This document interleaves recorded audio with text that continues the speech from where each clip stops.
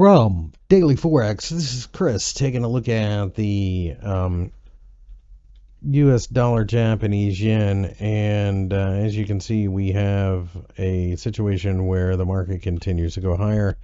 I think what we're looking at here is a situation where we're going to try to break the 50-day EMA and then eventually go to 140.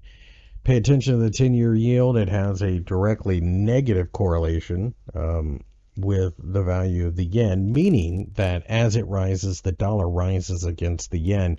This is because the Bank of Japan continues to keep that interest rate on the 10-year in Japan at 0.25%, and they print yen every time they have to make that happen to buy those bonds.